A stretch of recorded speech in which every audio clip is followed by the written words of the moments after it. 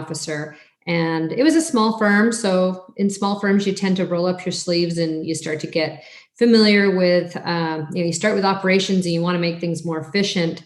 But to do that, you kind of need to know how things are run. And oftentimes in small firms, you start to see those gaps and then you start to step in to fill those gaps. So it was a great opportunity for me to really kind of go from beginning to end and learn the business. And I'm going to talk a little bit about how that creates a competitive advantage too. Sometimes the role that you're in can help give you that leg up over other people. I'm super proud of an accomplishment or an award that we were presented with in 2019, which was the Bay Area Power Women Award. And you don't get there alone. That's what I'm going to say. So this expert that's in me is actually comes from a body of knowledge and a wealth of experience that from opportunities that were provided from other people. So just keep that in mind as we go through this presentation. This really isn't about me. It's about a years and years of accumulation of all sorts of inputs that start to create and form an expert. So we're going to talk a little bit about how we can get there faster instead of taking all this time. Specifically, what I want us to talk about, and I wish we were here live because we would just be talking and answering questions and back and forth, and I'd be asking you for your input.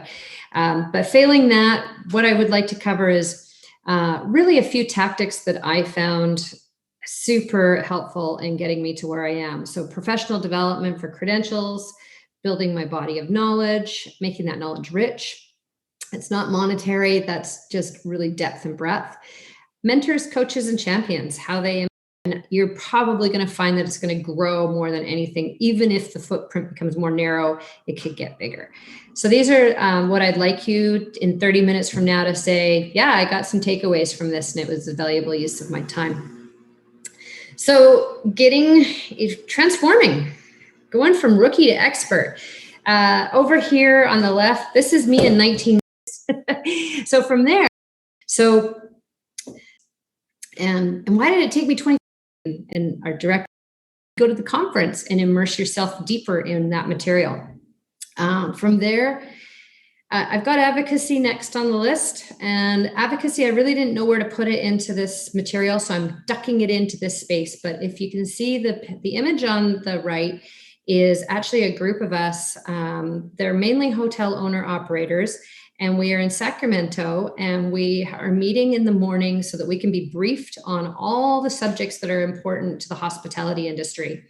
And we're doing that because we're going to set out in the afternoon and go over to the Capitol building in California, in Sacramento, and talk to our assemblymen and our senators, and not lobby, but advocate for the industry. And they are looking to hear the voice of industry because they don't have that voice. It's not theirs. So you can see in here, this is a fairly male-dominated crowd.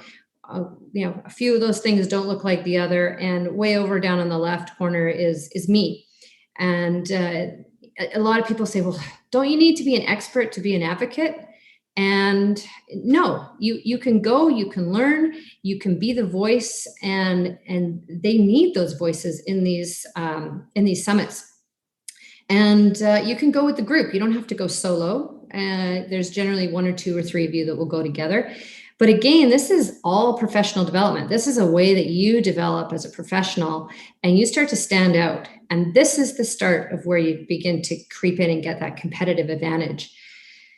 Become a webinar junkie. I mean, we know we're in the era of COVID and shelter in place, and webinars are here to fill that void of in-person education right now.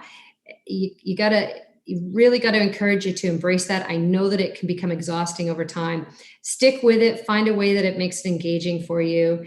Either stick with the live ones if they're better, or do the canned ones so you can break it up and fit in with your schedule. But become that webinar junkie. That's where information comes in. And try not to be the passive that just watches it as if it's a television show, but take the notes, use the notes, forward on the knowledge to somebody else afterwards. Comment on the knowledge, engage with the material, connect with the people that are in those webinars.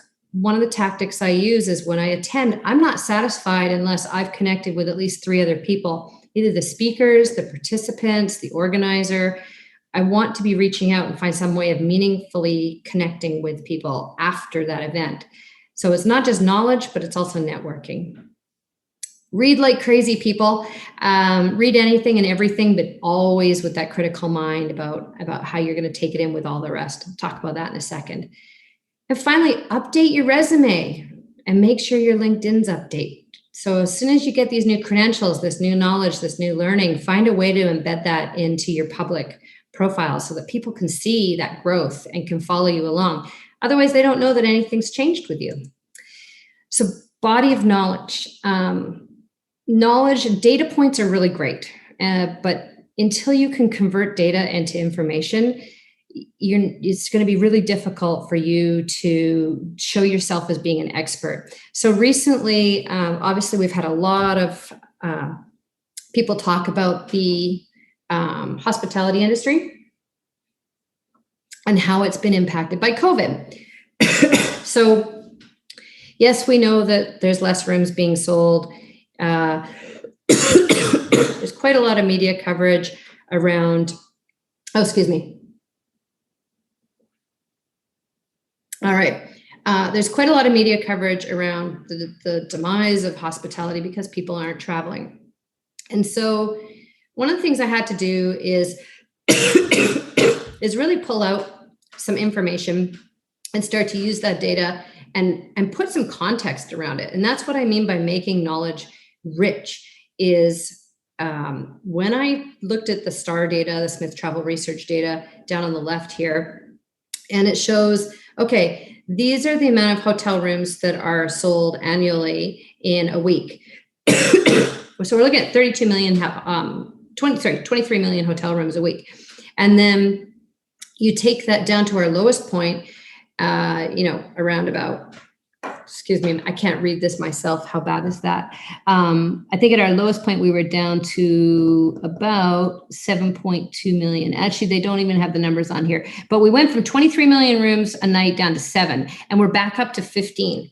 So that tells me in a time, even when nobody was traveling at the peak of COVID, when everything was shut down, we were sheltering in place in our homes. Nevertheless, like people were barely going out for groceries. We still had 7 million rooms sold across the country. So who was staying in those rooms? The data doesn't lie, but you have to create the information from that data, which said, okay, we still had essential travelers like truck drivers who were on the roads. We still had all the airlines who were repositioning their planes down to Southern California, where they're going to stay dry and shelter down there.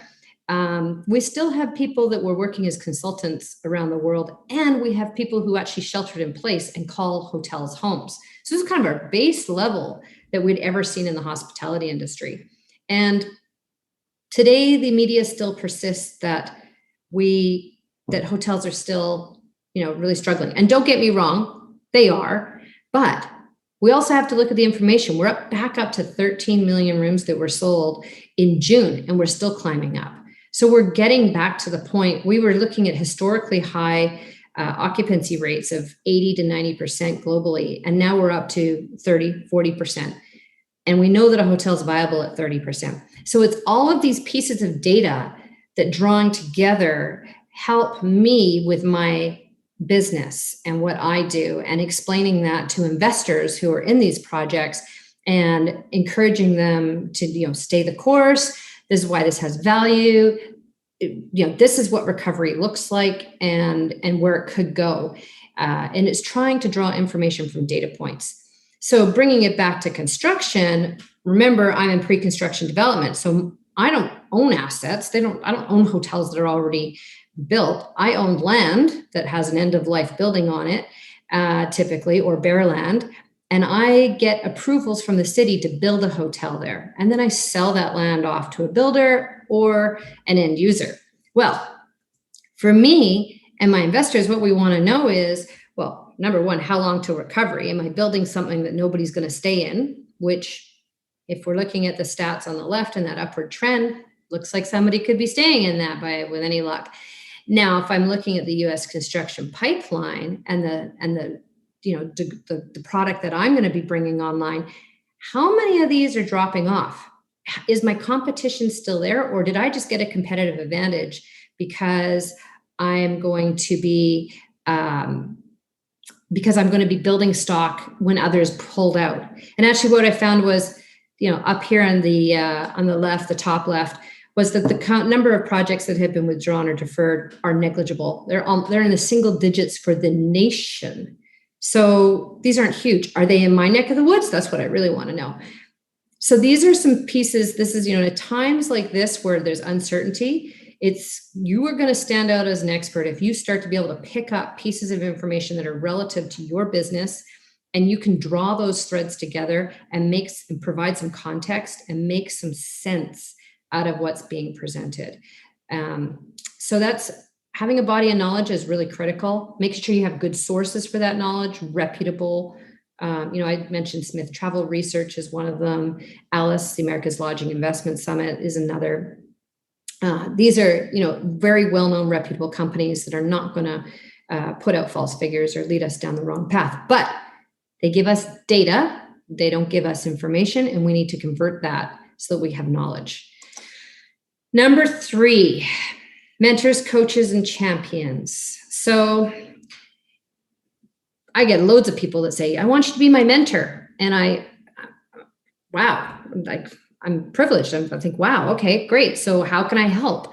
And I think sometimes you have to step back when you're asking a mentor to be a mentor. You have to remember this is somebody you're going to get into a long-term relationship with. You're likely it needs to be somebody that you're very comfortable with, that you trust, and that you're going to be able to have a very open relationship and and it's back and forth, because a mentee and a mentor both learn from each other.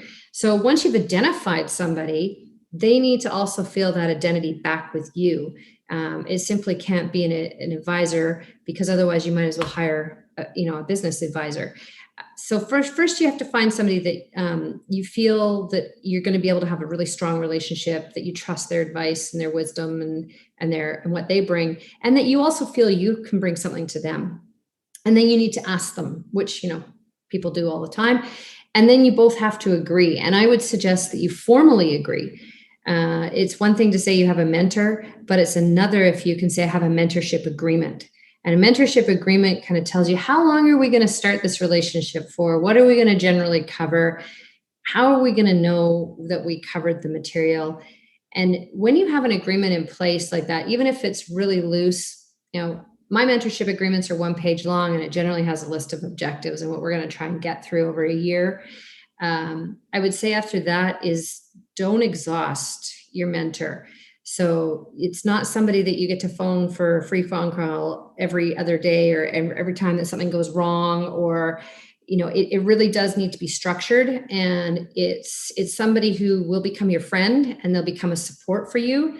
But it cannot be only a one-way relationship. It's got to evolve into both ways. So it has to be give on both sides. Now, a coach, this is somebody who takes you from where you are today and takes you into a future place. You hire a coach. This is not somebody that you just ask to do this for you. They're going to be, your best bet is to find somebody who's professional, who understands how to identify your vision, mission, goals, and objectives, create your work plan, and hold you accountable to that work plan. So this is no different than my son's little league coach, who's going to take that team, give them a vision and tell them what the task is, and then set them out to achieve some goals. And by doing that, he absolutely is going to hold them to the objectives of every practice and every game. And in effect, we kind of hire them, right? I pay my dues for putting my kids into athletics, and a coach comes with that. So they get hired. This is not somebody that is going to become my child's really closest friend that they're going to open up to and have a two-way relationship over a long period of time. This is definitely time specific and time bound. And champions are really special. In my world, I think that champions, if you ever have one, they're so precious. They believe in you in a way that they're willing to put their own reputation on the line to promote you. And you don't ever ask somebody to be a champion for you. You just simply identify what they're doing and recognize them for who they are. And your job is to really continue to keep doing what you do and do it well and make them proud and to maintain your relationship with them. So, when somebody champions you and they've given you a hand up as opposed to a hand out, is you want to recognize them and show gratitude. And sometimes that's just keeping them updated with where you're at and what you're doing. And it's a great feeling. It's like having a parent that's absolutely proud of you. And for me, those are the definitions of the three, and they each have their own role in your career. If you're lucky to have a champion, that's fantastic. Failing that, go hire a coach and or consider hiring a coach, I should say, and seek out mentorship. So industry engagement. Oh, I love industry engagement. Some people call it business development.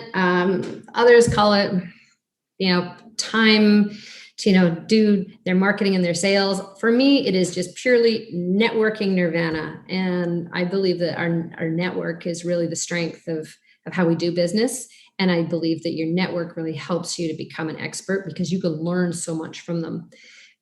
For me, I'm a proud sponsor of the Silicon Valley Concierge Association, which really focuses on all aspects of the hospitality industry.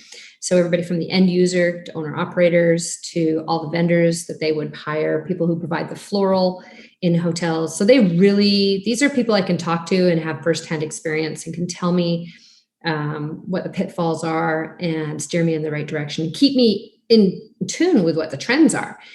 The Peninsula Gujarati Association, I shall be forever grateful to for bringing me into their community. I sponsor their activities and things that they do to champion the community around us. These are mainly owner operators of hotels already. Some of them invest in my projects, and others are advisors who will give me insight in the same way where I don't know what it's like to run a hotel, but they do. And so when we're looking at design drawings, they'll be able to guide me better than anybody.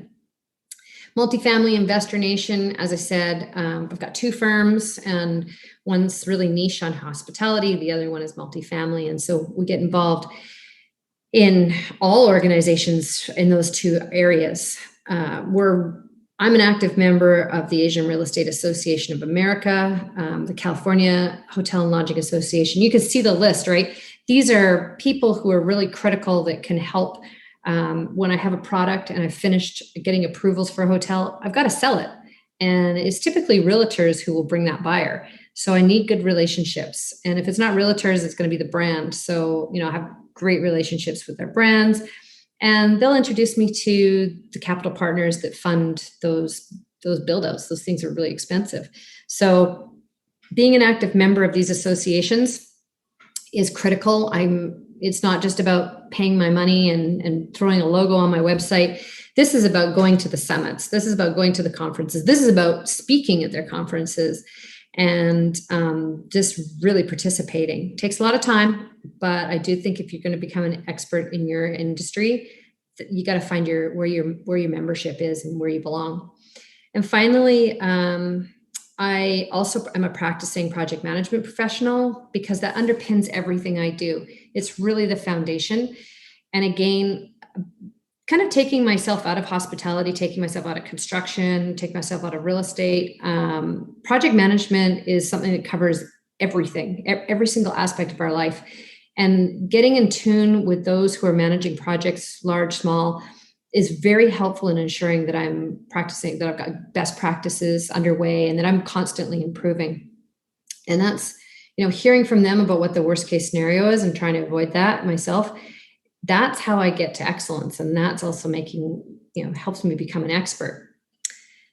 Engaging the media. So our companies fly under the wire. We tend to be quite quiet because nobody's really interested in what we're doing. It looks like it's bare land.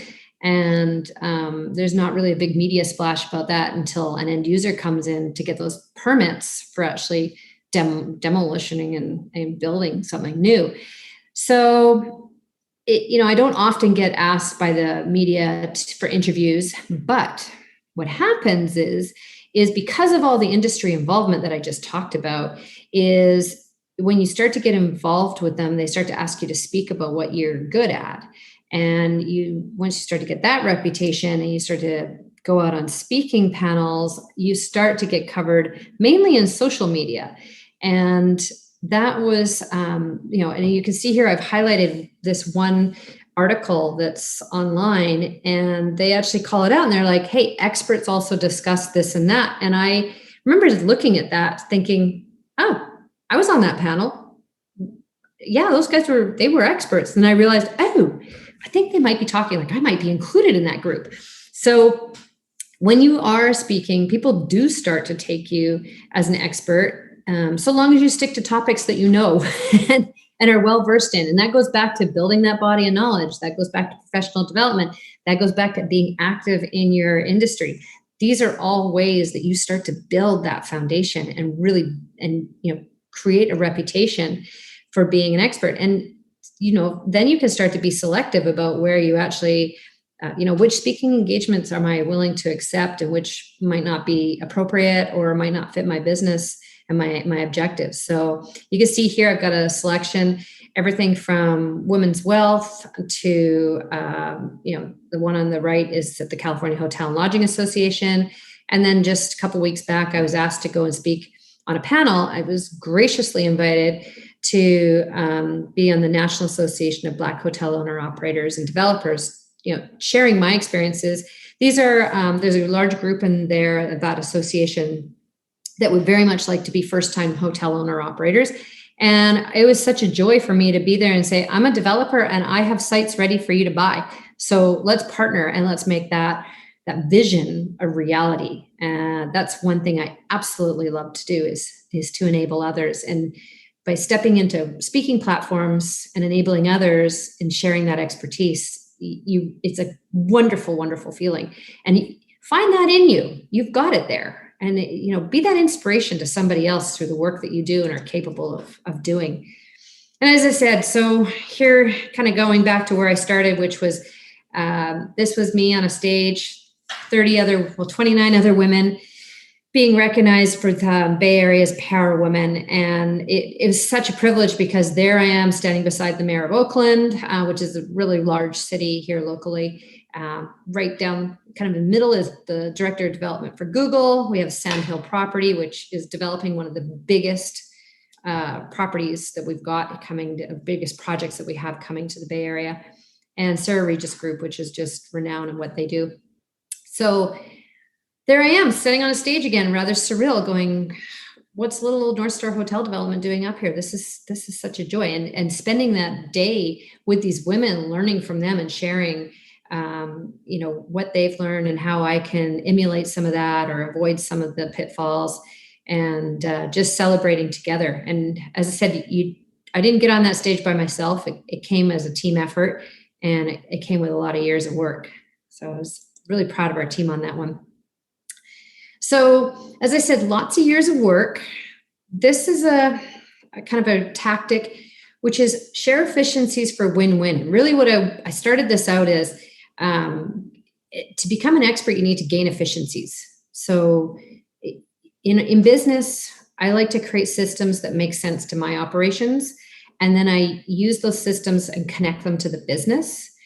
And I continually improve those systems, but I don't focus a whole ton of time on doing that because I don't want to be a value engineer in my business. I want to run the business, and I want to benefit from operational efficiencies, but not make that my entire focus. So, and through that, generally how I find the operational efficiencies, and I kind of refine it, is by sharing what I'm doing with others. So, and I do that really selectively, but I do it very willingly as well. And that's an interesting combination, but be aware that you don't want to share something that nobody else is going to value. So by the selectively sharing is what I mean is somebody else needs to want what we have. So for example, pretty much weekly, we host a discovery session for investors, and it tells them who we are, what we do, how we do it, explains some nuts and bolts. No sales, no pressure, just here's some projects we're working on. Here's an example. And that is, a lot of people would say, oh my gosh, you're giving away your secret sauce. You're telling them everything you're doing. But the more that people can understand what I'm doing, the more they can ask questions. And the more they ask questions, the more comfortable they'll feel about coming in and supporting my business. And that's really important. That gives me a competitive advantage that others don't have. I will deliberately embed in those presentations, here's the questions I think you need to ask others before you invest with them. Compare me and tell me how I stack up. I've got a mentorship program agreement. As I said, in our company, we do mentor, we do bring in mentees, and we do that in a structured way. We're happy to share the knowledge, but going back to that is we want to ensure there's a win-win. And we'll often bring mentees in that will actually be doing a lot of the work, because I believe that you learn best when you're doing. And so we will hone that mentorship agreement based on what we learn from every mentor. We learn a little bit more. We learn what they need, what they don't need, how we work it out better. And really by having them do, we gain efficiencies. Again, there's another win-win.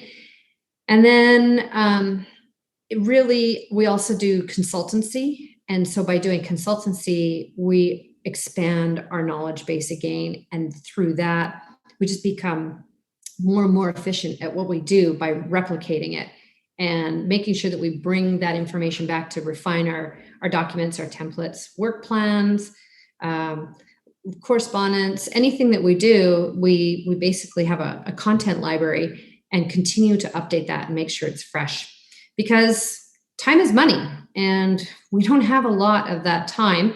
And we always need the funds to be able to operate the business so that we can meet our objectives, which in business is to be as profitable as you can for your shareholder.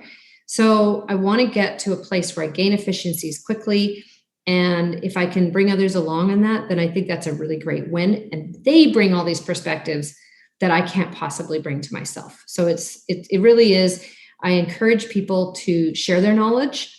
I had a manager once, and I remember I was asking for some dollars to go for training, because I told you I'm a lifelong trainer or learner.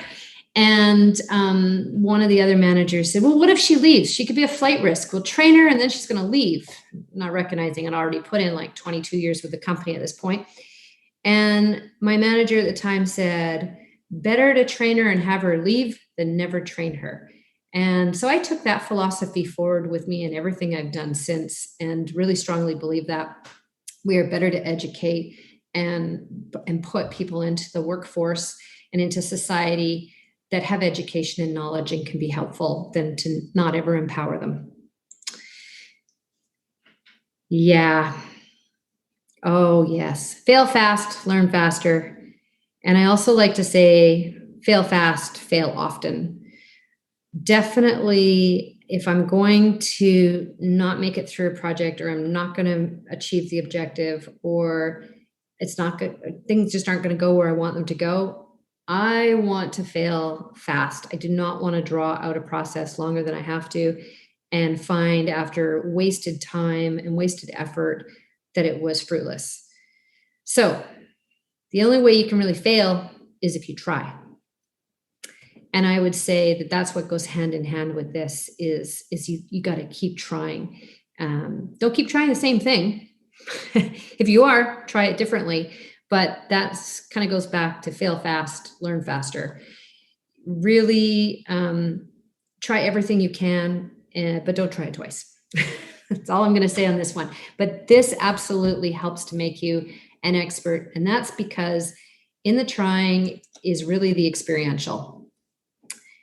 And experiential in my books leads to excellence.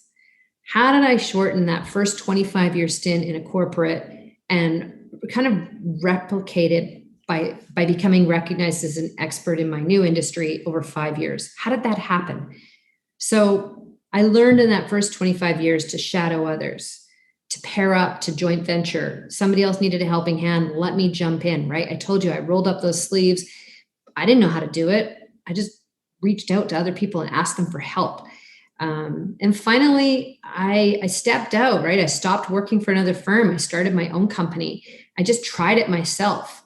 And I was either going to fail fast, which would be the goal, or I was going to succeed. And so I made it in my mind that I was going to put myself in the right position, knowing how valuable a team is, that I would quickly establish that and I would quickly move towards my goal, which was to have my own projects. So Zig Ziglar, you got three choices in life: you give up, you give in, or you give it all you got. And really, for me, it is about that giving it all you've got. What firepower can I throw at business that's going to give it the best chance of success? And reputationally, what's going to stand out as excellence? Because that's what I'm striving for. So I want you to compete with the advantage. Be the expert. You had 3 key takeaways. If you didn't pick up the pen and paper earlier, now's your chance to do it again. I'm really hopeful that you started to hear some things, that are some personal approaches, some things that I've done that a corporation wouldn't, but a small business owner would. And the small things that I've done that help you, that you can get deeply involved with your industry. I'm hoping that you learned how to engage media, whether that's social media, press, paid, unpaid. Find ways to be able to showcase your expertise, and that will generate leads. And then finally, how does that professional development, as we've defined it here, expand that footprint of your business? How does it take it from where it is today to a place of growth, which will drive profits? So I'm really hoping, like I started out by saying, that rookie in you somewhere deep down is, if it's not already becoming the expert, it gets inspired to be that expert and to bring that excellence and to share that with others. So I believe we're at our 30 minutes. I'm here, I'm available, I'm on LinkedIn. You can email me, you can phone me. I'm always delighted to talk with people. And I'm looking forward to staying in touch. And I think we're going to have some question and answers now. So I'm happy to also take those now, and just look forward to collaborating however we might in the future. Thank you.